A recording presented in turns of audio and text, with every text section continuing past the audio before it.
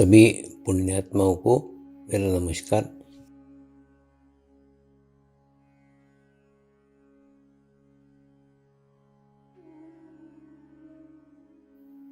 गुरुर्ब्रह्मा गुरुर्विष्णु गुरुर्देवो महेश्वरा, गुरु साक्षात परब्रह्म तस्मै श्री गुरुवे नमः।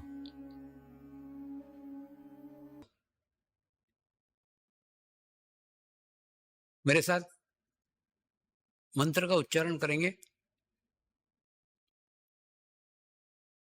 मैं एक पवित्र आत्मा हूं, यानी मैं शरीर नहीं हूं।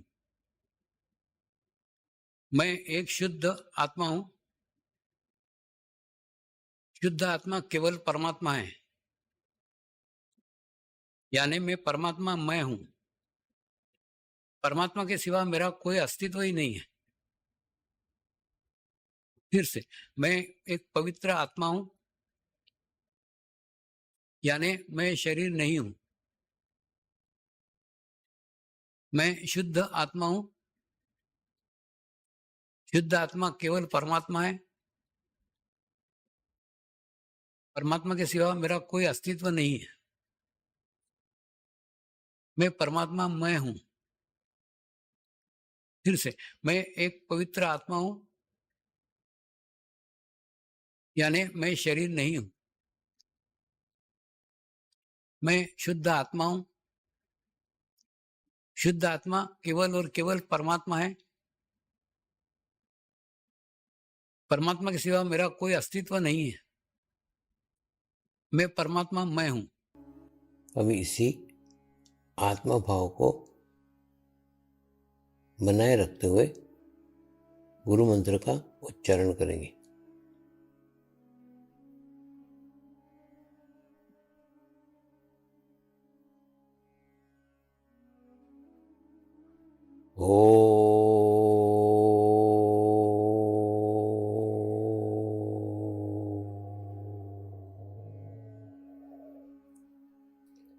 श्री शिवकृपानंद स्वामी नमो नमः।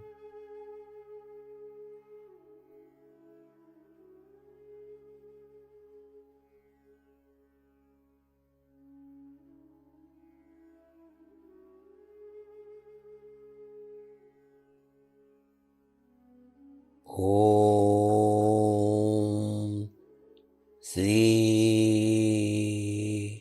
शिवकृपानंद स्वामी नमो नमः।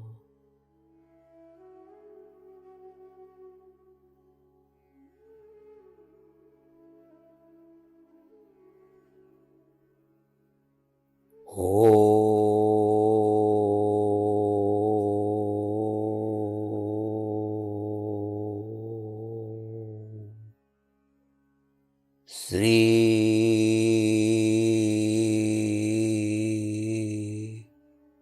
शिवकृपानंद स्वामी नमो नमः।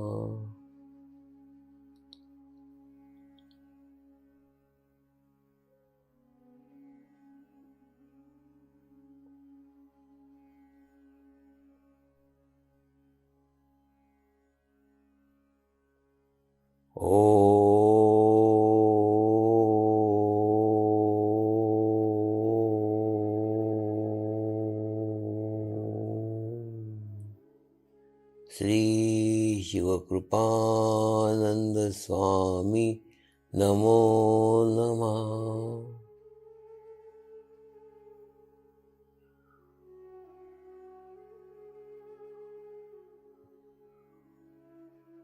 ओम श्री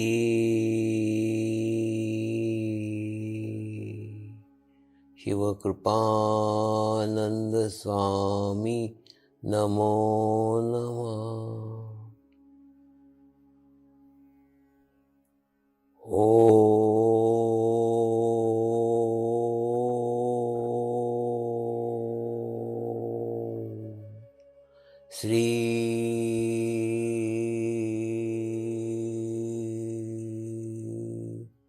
शिवकृपानंद स्वामी नमो नमः।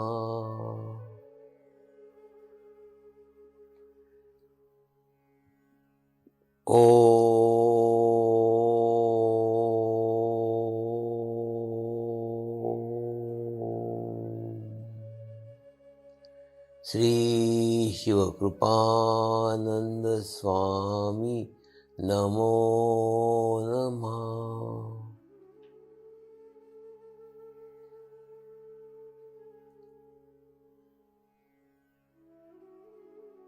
ओम श्री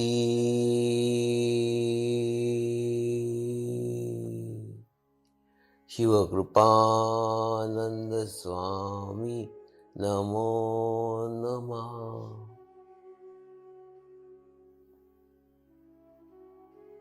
ओम श्री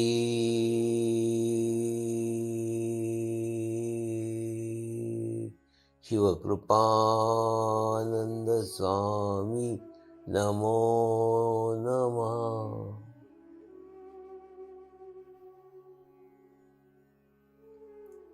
अब आप अपना चित्त सहस्त्रार पर रख के थोड़ी देर के लिए ध्यान में जाएंगे।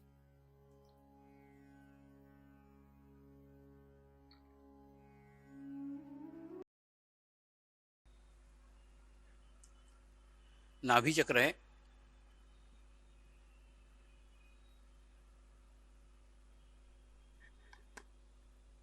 नाभि चक्र पे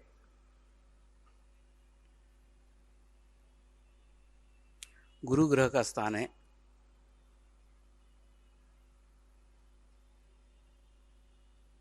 जल तत्व है।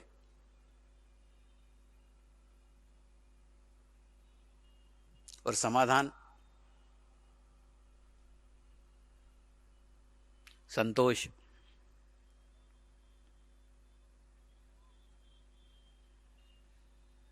इसका फल है। अगर ये चक्र विकसित हो जाता है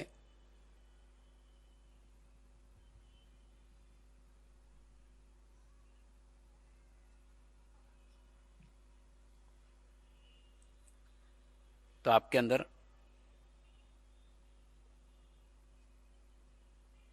आध्यात्मिक मार्ग के ऊपर चलना शुरू हो जाता है।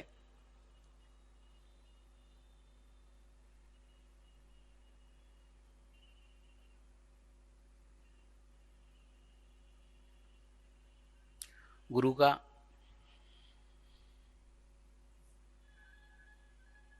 और शिष्य का जागृति का क्या संबंध है, उसको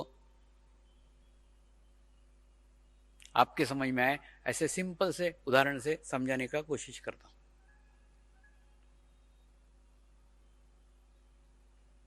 आप कल्पना करो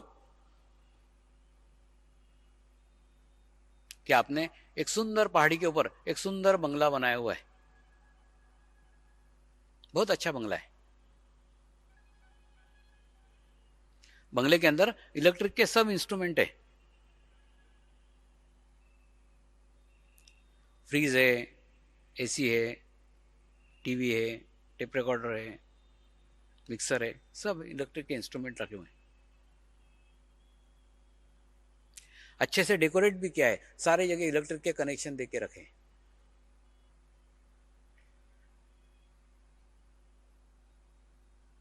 और आपके बंगले के सामने ही पावर हाउस है।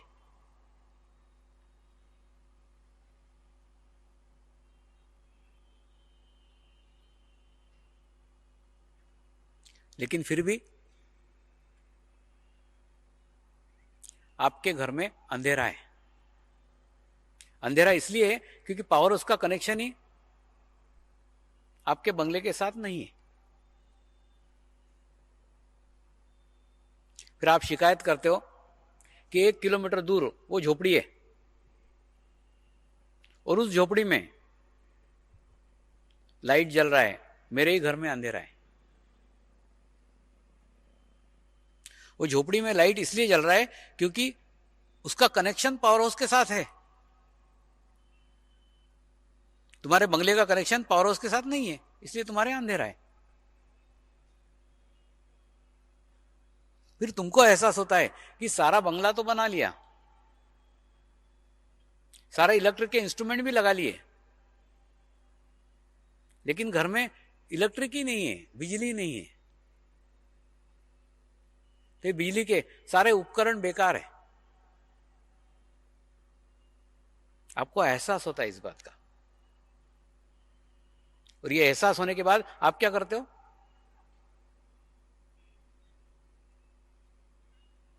पावर हाउस में एक एप्लीकेशन लगाते हो कि मेरे को भी बिजली का कनेक्शन दिया जाए, लाइट का कनेक्शन मुझे भी दिया जाए। एप्लीकेशन लगाते हो, और एप्लीकेशन लगाने के बाद पावर हाउस से एक इलेक्ट्रिशियन आता है, और वो इलेक्ट्रिशियन आपके बंगले का कनेक्शन पावर हाउस के साथ कर देता है, कनेक्ट कर देता है, और कनेक्ट करने के बाद में वो चला जाता है। फिर आपके ऊपर निर्भर है कि आप नाइट लैम्प जलाओ, आप 15 का बल्ब जलाओ, आप 25 का बल्ब जलाओ, आप 100 का बल्ब जलाओ, या बड़े बड़े फ्लड लाइट लगाओ। यह आपके ऊपर निर्भर है। या आपके ऊपर निर्भर है, या तो आप इलेक्ट्रिक का कनेक्शन लेके भी मेन स्विच ऑफ करके रखो और फिर भी अपने घर में अंधेरा रखो, आपके ऊपर है। ठीक इसी प्रकार से आप जीवन में जब महसूस करते हो कि जीवन में सब कुछ प्राप्त कर लिया,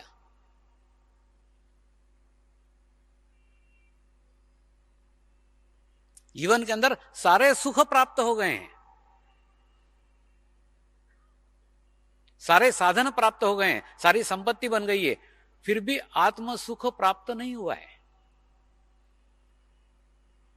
आत्मा को शांति नहीं है। फिर उस आत्म शांति के लिए परमात्मा को प्रार्थना करते हो, हे परमात्मा मुझे शांति प्रदान कर।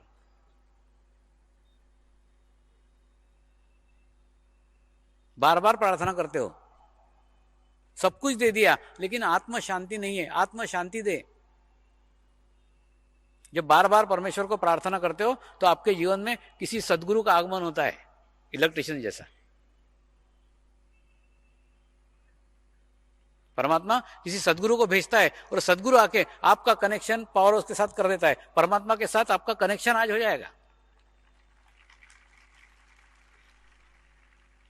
और कनेक्शन होने के बाद में मैं तो जा रहा हूं नवसारी। फिर आपके ऊपर है, आप आपके नाइट लैम्प जलाओ, 15 का जलाओ, 25 का जलाओ, फ्लड लाइट जलाओ, या मेन स्विच ऑफ करके रखो। कभी दुनिया में कहीं देखा है कि इलेक्ट्रिशियन आके आपके घर के लाइट जलाएगा? कभी नहीं जलाएगा। आपके लाइट आपको ही जलाना होंगे।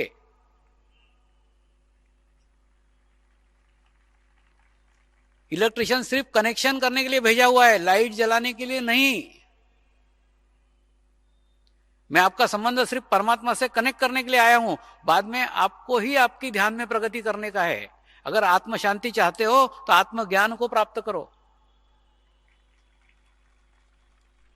आत्म शांति का मार्ग आत्म ज्ञान से होगा, बिना आत्म ज्ञान के आत्म शांति कभी नहीं मिल सकती।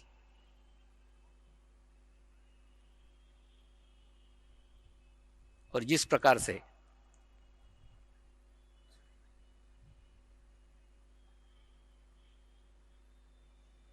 बिना बिजली के कनेक्शन के बिजली के उपकरण बेकार है,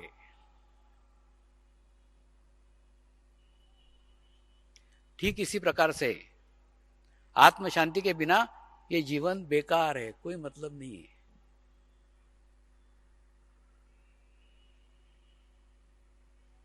बस जी रहे हैं, समय व्यतीत कर रहे हैं, ढूंढ रहे हैं, खोज रहे हैं, पहुंचे नहीं हैं, स्थित कहां होंगे।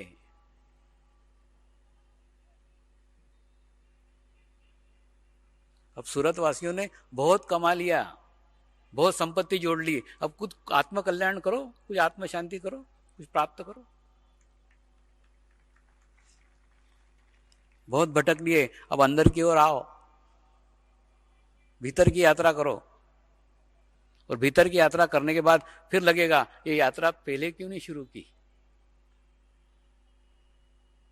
इस आत्म शांति को बाहर खोजते फिर रहा था, वो तो मेरे ही अंदर है, मेरे ही भीतर है।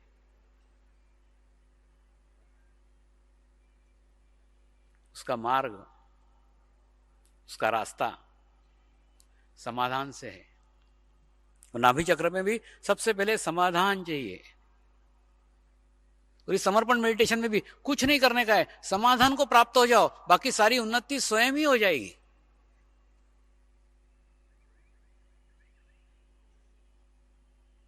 देखो कैसे बताता हूं। जैसे कल्पना करो कि आप यहां पे बैठे हो और यहां से लगातार गिरे जा रहे हो, गिरे जा रहे हो, गिरे जा रहे हो, गिरे जा रहे हो, और यहां आके आपको महसूस हुआ कि आप ऊपर से नीचे गिर रहे हो। ये एहसास हुआ कि नीचे गिर रहे हो। उसके बाद में फिर ऊपर चढ़ने के प्रयत्न चालू किए, तो एक कदम ऊपर जाते हो, 2 कदम नीचे आते हो। जब भी कभी जीवन में ऊपर चढ़ने का प्रयत्न करते हो, 1 कदम ऊपर चढ़ते हो, 2 कदम नीचे आते हो। इसलिए नीचे आ रहे हो क्योंकि लगातार जो गिरने का शक्ति निर्माण किया है, गिरने का फोर्स निर्माण किया है, वो फोर्स इतने जोर से है कि वो तुमको ऊपर चढ़ने ही नहीं देगा, तुमको लगातार नीचे गिराते जाएगा। तो अगर आपको आज ऊपर चढ़ने की इच्छा है, यहां पे स्थित हो जाओ, यहां पे जम जाओ, और तब तक जमे रहो जब तक ऊपर से गिरने की शक्ति टूट नहीं जाती। और यहां पे जमने के बाद में समर्पण ध्यान की सामूहिकता आपको ऊपर तो खींच के ऐसे ही ले जाएगी। प्रयत्न करने की आवश्यकता नहीं है। बहुत जीवन में प्रयत्न कर लिए, अब सामूहिकता में आके देखो, कलेक्टिविटी में आके देखो, कुछ नहीं करने का है, सिर्फ आप समाधान को प्राप्त हो जाओ। शिकायतें छोड़ दो, क्योंकि जब भी शिकायत करते हो तो एक असंतोष अपने अंदर निर्माण हो जाता है। सारी शिकायतें बंद कर दो। जिस स्थिति में हो, कई लोग मुझे कहते हैं स्वामी जी ये मेरी समस्या दूर कर दो फिर मैं ध्यान करूंगा, स्वामी जी मेरी ये समस्या दूर कर दो फिर मैं ध्यान करूंगी। ये व्यक्ति जीवन में कभी ध्यान नहीं कर सकते। अरे बाबा, ये समस्या तूने तेरे ही खराबी के कारण निर्माण की है। ये समस्या मैं मेरे चित्त शक्ति से दूर भी कर दूं तो दूसरी खड़ी कर लेगा। वो समस्या की जड़ तो तेरे ही अंदर है ना, तेरे ही भीतर है। आवश्यकता है उसको जड़ से समाप्त कर दे और तेरे अंदर एक आत्मविश्वास का निर्माण कर, मेरी समस्या मैंने हल की। वो करने की आवश्यकता है। जब तक वो नहीं करोगे तब तक कभी समाधान को प्राप्त नहीं होंगे। तो इसलिए अच्छे की शुरुआत, ध्यान की शुरुआत आज से नहीं, अभी से करो। एक बार आप ध्यान को प्राप्त हो जाओ, बाकी सब खुद ब खुद मिल जाएगा। लाखों सकारात्मक लोगों के साथ जुड़ने जा रहे हो, जो विश्व के अलग अलग देशों के हैं, अलग अलग जाति के हैं, अलग अलग धर्म के हैं, अलग अलग देश के हैं, अलग अलग रंग के हैं। इतना एक अंतरराष्ट्रीय संगठन के साथ आज आप जुड़ने जा रहे हो, उसका एहसास करो।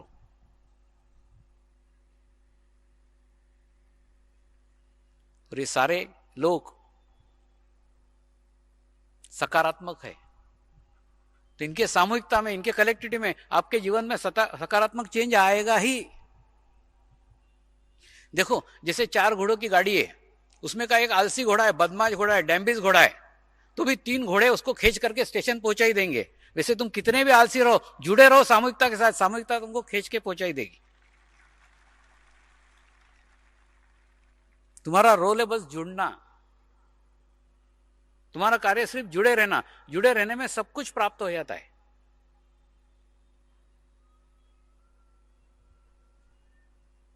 और आध्यात्मिक प्रगति के लिए सबसे पहली पादान समाधान को प्राप्त हो जाओ।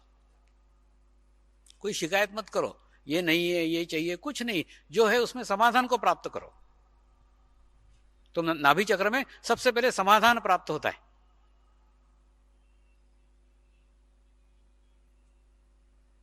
संतोष लक्ष्मी का बात किया तो लोग लक्ष्मी का अर्थ लगाते हैं पैसा,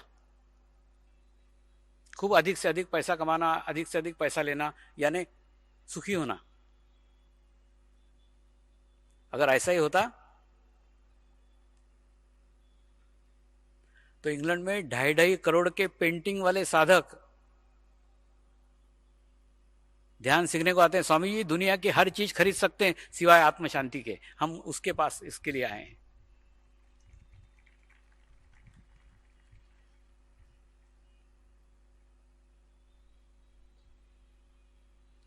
एक मराठी मैगजीन में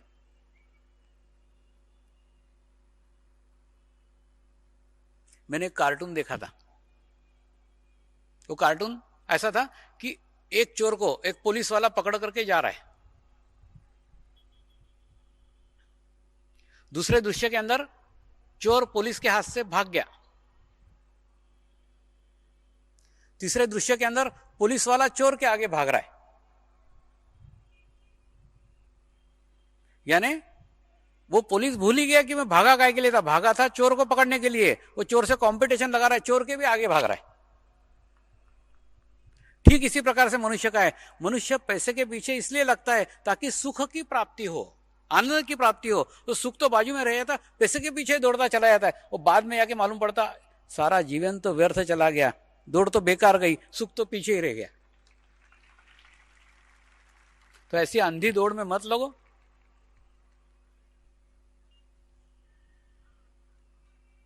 सब भौतिक संसाधन प्राप्त होने के बाद भी मैं इस मार्ग में आया हूं। सब तृप्त, सब कुछ कमी नहीं थी जीवन के अंदर, सब कुछ प्राप्त करके इस मार्ग में आया हूं, क्योंकि उस मार्ग में आनंद नहीं था।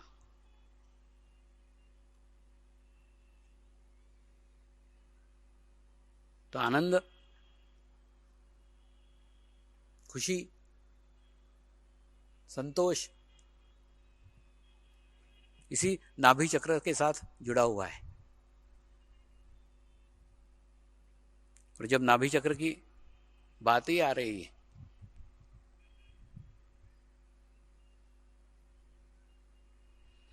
तो एक बात बताऊं,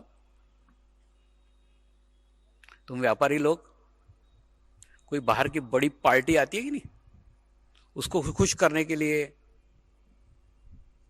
उसको पटाने के लिए, उसको इंप्रेशन डालने के लिए खूब प्रयास करते हो, खूब प्रयत्न करते हो। ऐसा एखादा प्रयत्न महीने भर में अपने घर की लक्ष्मी की बड़ी पार्टी को करने के लिए करो। घर में तुम्हारी पत्नी बैठी हुई है, वो बहुत बड़ी पार्टी है, उसको खुश किए बिना बाहर की पार्टियां सफल नहीं होंगी।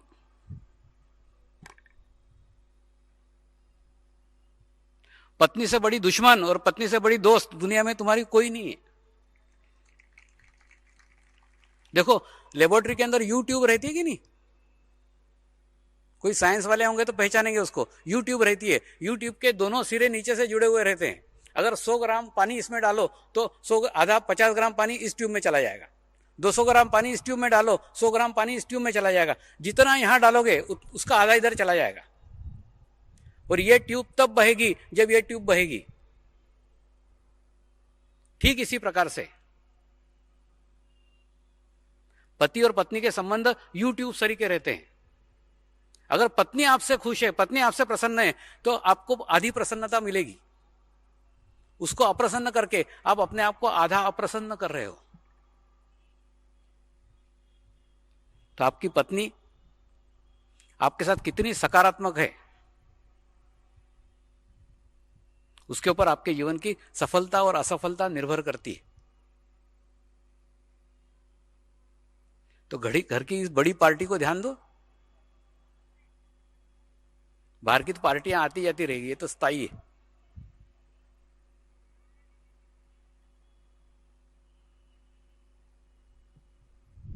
इसको जितना सुखी रखोगे उतना ही घर के अंदर सुख रहेगा, प्रसन्नता रहेगी। और इस नाभि चक्र का संबंध पति और पत्नी के साथ है। पति पत्नी के रिलेशंस, पति पत्नी के संबंध, इसके ऊपर ये नाभि चक्र डिपेंड करता है। समर्पण मेडिटेशन की एक चमत्कारिक बात आज और कह रहा हूं। अगर पत्नी ध्यान करती है तो पति सुधर जाएगा, और अगर पति ध्यान करता है तो पत्नी सुधर जाएगी। क्या होता है मालूम है? दोनों ही बिगड़े हुए रहते हैं, दोनों एक दूसरे के दोष दिखते हैं, तो और बिगड़ना चालू हो जाता है। अब अपने आप को सुधार लो, आपका पार्टनर खुद ब खुद सुधर जाएगा।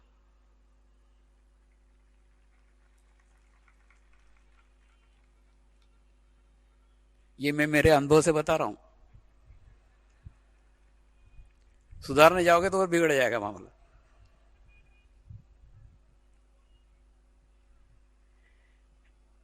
एक बार मैं एक टेलर की दुकान पे जाता था।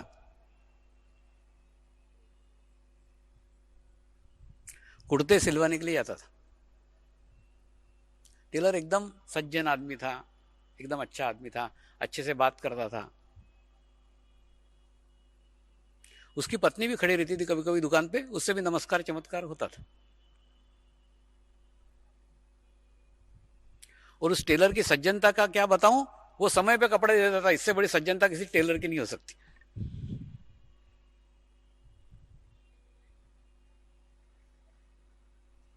एक दिन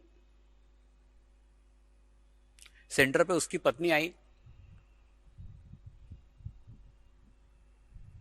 रो रही थी बेचारी।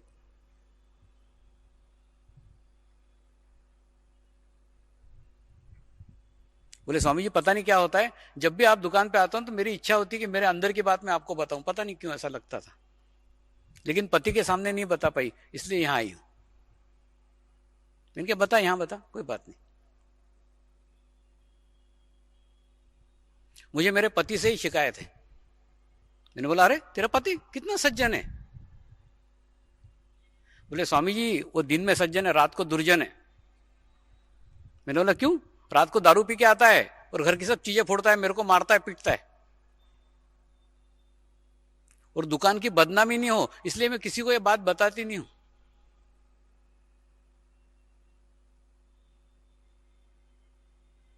मैंने कहा एक काम कर, तू ध्यान करना चालू कर, मेडिटेशन करना चालू कर। स्वामी जी मैं ध्यान करूंगी तो पति की शराब छूट जाएगी? मैंने बोला स्टैम्प पेपर पे लिख के देता हूं, छूट जाएगी।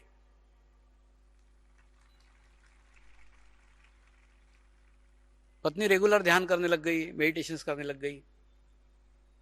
1 महीना हो गया, 2 महीना हो गया, 3 महीना हो गया, फिर रोने लग गई। स्वामी जी आप तो बोले थे कि 45 दिन में शराब छूट जाएगी, 3 महीने हो गए, शराब तो छूटी नहीं, और पूरी की पूरी बोतल पी रहा, अभी आधी भी नहीं हुई।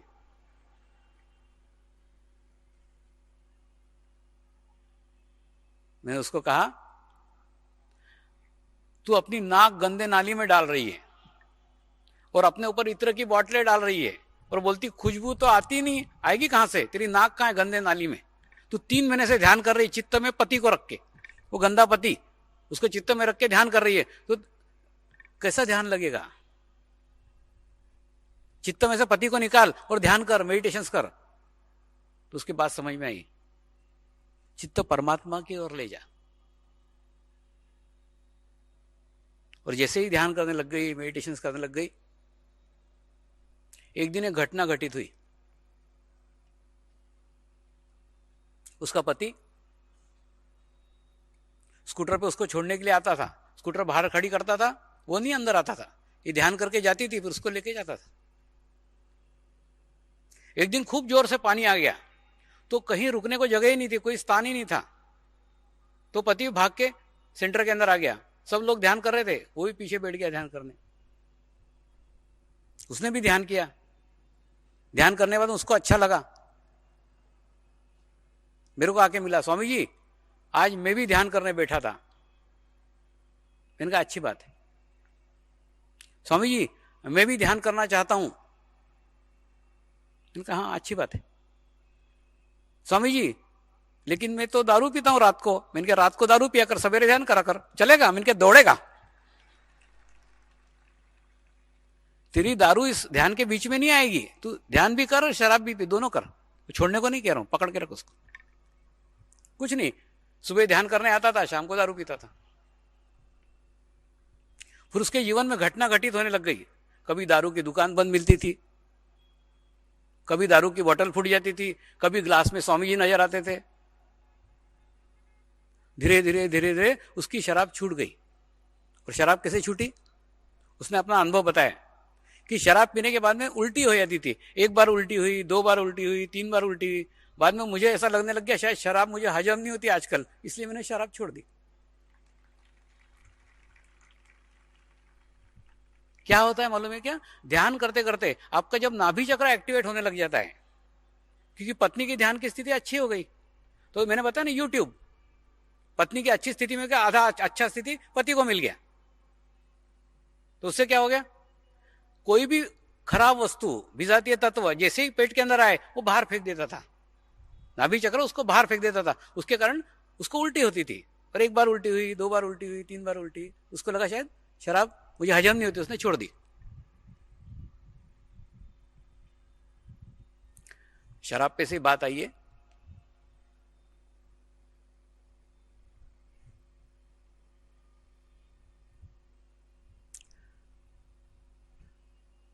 तो कुछ साधकों ने मुझे प्रश्न किया, स्वामी जी लोग पूछते हैं तुम्हारा समर्पण ध्यान इतना अच्छा है तो घर घर पर्चे बांटने की क्या जरूरत है? मैंने वो साधक को समझाया, अरे बेटा दूध ही तो घर घर जाके बांटा जाता है, दूध बहन जी दूध, दूध ला के बाटल दे। ऐसा कभी सुनना है क्या? शराब शराब ऐसा करके आता है क्या? शराब बांटने के लिए कभी दरवाजे पे नहीं आया जाता है, दूध ही बांटने के लिए जाना पड़ता है। अच्छी चीज बांटने जाना पड़ती है, खराब चीज के लिए लोग पहुंच जाते हैं। और वहां पहुंच के भी वो दारू के दुकान वाला कोई स्वागत थोड़ी करता, वो जाला बना करके बैठा रहता है, उसमें काउंटर रहता है, हाथ डालो। उनके लिए भी दरवाजा खुला रख के नहीं बैठता, जाली लगा करके बैठता है।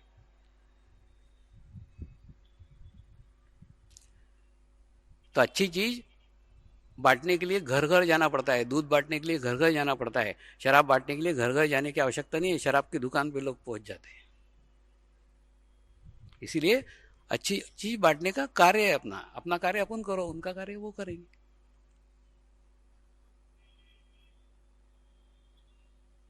हिंदू मुसलमानों के कितने भी दंगे हो जाए, हिंदू मुसलमानों के अंदर कितने भी मतभेद हो, कितने भी झगड़े हो, कितने भी, लेकिन संतों की दृष्टि समानता के ऊपर रहती है। हिंदू और मुसलमानों में क्या समानता है? समानता यही है, दोनों धर्मों में शराब मत पियो ये कहा हुआ है। क्यों?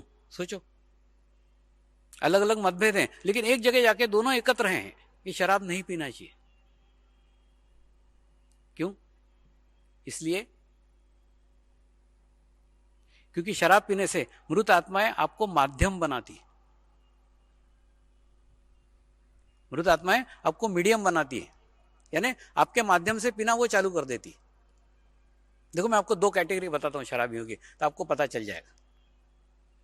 एक शराबी ऐसा रहता है जिसको पता है कि शराब खराब है, शराब बुरी चीज है, लेकिन कभी कभी कंपनी देने के लिए पीता है। मतलब रोज नहीं पीता, नियम से नहीं पीता, कभी कभी कंपनी देने के लिए एक आधा पैग लगा लेता है। उसको आप समझाओ तो वो बोलेगा हाँ स्वामी जी पता भी है मुझे कि शराब खराब है, नहीं पीना चाहिए, लेकिन कभी कभी एक आधा पैग लगाना पड़ता है कंपनी देने के लिए। मतलब उसको एहसास है कि शराब बुरी चीज है। दूसरा एक शराबी रहता है, उसको अपन समझाने जाओ कि शराब बुरी चीज है, मत पियो, तेरे बाप की पीता हूं क्या? मतलब उस एहसास से भी परे हो गया, वो पार हो गया, पहुंच गया। शराब बुरी चीज है, अच्छी चीज, उसका भी एहसास उसको नहीं रहा। लेकिन ऐसा शराबी जो पार हो गया, जो पहुंच गया, ये जब मरता है ना, तो मरते समय भी उसकी इच्छा बाकी रह जाती, एक आधा पैग मिल जाता तो मजा आ जाता, और पैग उस समय नहीं मिलता और वो मर जाता है। फिर उसकी आत्माएं वातावरण में घूमते रहती है, ढूंढते रहती है कौन पैग पीता है एक आधा, तो उसके अंदर जाके बैठ जाती है, और बैठने के बाद में फिर वो एक पैग अपने लिए पीता है, एक पैग आत्मा के लिए पीता है। तो आत्माएं उसको माध्यम बनाती है, उसको मीडियम बनाती है, और उसके माध्यम से अपनी तृप्ति करती है। ये मजाक नहीं कर रहा हूं। फॉरेन के अंदर एक ऐसी घटना आई थी, एक लड़की को लेके उसका बाप आया, बोले स्वामी जी जब से ये लड़की ने शराब पीना चालू कर दिया, मैंने शराब पीना बंद कर दिया, इतनी पीती है फिर भी बहकती नहीं है। तो कोई आत्मा उसको माध्यम बना करके पी रही थी। तो मृत आत्माएं माध्यम बनाती है, और माध्यम से आपके माध्यम से तृप्ति करती है, इसलिए शराब नहीं पीना चाहिए। जैसे पति खराब रहते कि नहीं, वैसे पत्नियां भी खराब रहती, बड़ी दुष्ट रहती है। उसका भी एक उदाहरण बताता हूं। एक बार एक चीफ इंजीनियर मेरे को मिलने के लिए आए। बोले स्वामी जी, मैं जब मेरे कैबिन में एक आधे स्त्री साधक के साथ, स्त्री कर्मचारी के साथ आधा घंटा भी कैबिन के अंदर अकेला बैठता हूं, तो मेरे पत्नी के जासूस ऑफिस में लगे हुए हैं, तुरंत मेरे घर पे न्यूज पहुंच जाती है, फलानी फलानी मैडम के साथ साहब आज आधा घंटा बैठे थे। और घर में जाके पत्नी मेरी पिटाई करती है। तो ऐसे पत्नी से मैं परेशान हो गया हूं, ऐसी पत्नी को मैं छोड़ देना चाहता हूं। मैंने भी सहानुभूति बताई, हाँ ऐसी पत्नी को छोड़ ही देना चाहिए। एक काम कर, लेकिन तू मेडिटेशन कर 45 दिन, और 45 दिन में भी कुछ चेंज नहीं आया, 45 दिन में भी कोई बदलाव नहीं आया, तो उस पत्नी को छोड़ देना। वो चीफ इंजीनियर 45 दिन तक रेगुलर ध्यान करता रहा, मेडिटेशन करता रहा। 45 दिन के बाद में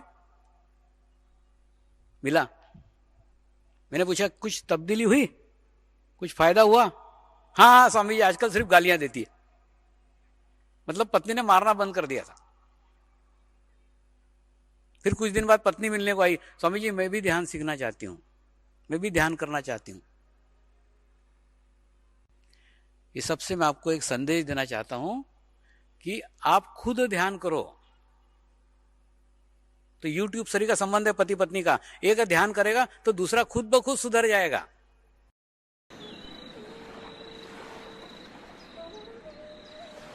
प्रार्थना करेंगे, हे परमात्मा, हम सभी पवित्र आत्माएं आपको हृदय से प्रार्थना करते हैं कि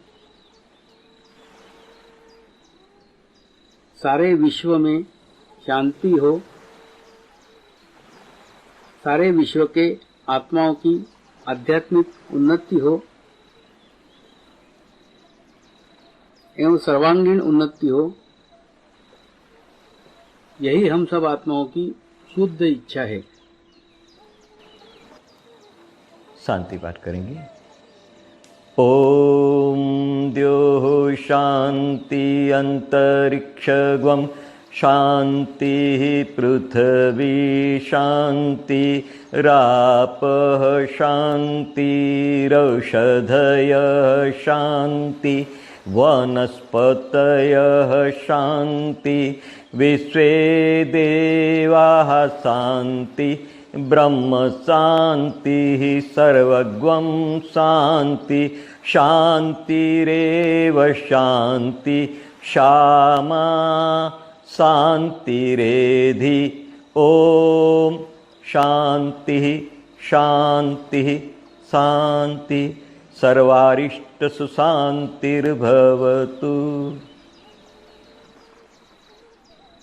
नमस्कार करेंगे।